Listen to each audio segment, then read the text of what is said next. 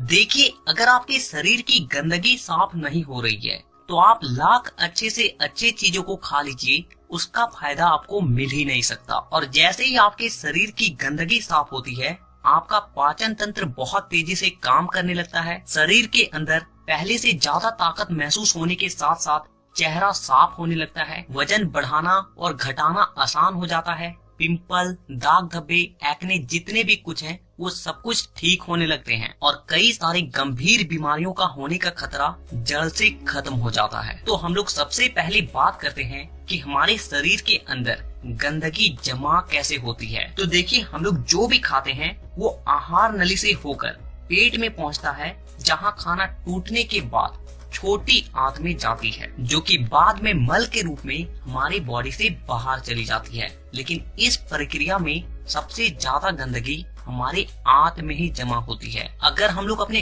आंत को जूम कर कर देखें तो वो कुछ इस तरह का दिखाई देता है, जिसमें उंगली की तरह दिखने वाली छोटी छोटी उभार होती है, जो कि एक फिल्टर की तरह काम करती है, क्योंकि इन उभार के अंदर नसें होती है जो कि हमारे शरीर के अलग अलग हिस्सों से जुड़ी होती है और इसी नस के जरिए खाने में मौजूद पोषक तत्वों को खींचकर खून में और हमारे शरीर के अलग अलग हिस्सों तक पहुंचाया जाता है। लेकिन जब हम लोग जाने अनजाने में गलत तरीके के खाने का इस्तेमाल करते हैं तो वो हमारे आंतों में चिपकने लगती है और धीरे धीरे दीवार पर एक मोटी परत बनाकर जमा हो जाती है, जिससे कि जब हमारी आंतें खाने में मौजूद पोषक तत्वों को खींचती है तो उसके साथ साथ गंदगी भी हमारे खून में मिल जाती है और फिर शरीर के अलग अलग हिस्सों में जाकर ये गंदगी जमा हो जाती है। जब ये गंदगी खून के जरिए हमारे लीवर तक पहुंचती है तो फैटी लीवर और जॉन्डिस जैसी बीमारियां होती है। जब ये किडनी में जमा होती है तो किडनी स्टोन और फेफड़े में जमा होने से अस्थमा, और जब खून के जरिए दिल तक पहुंचती है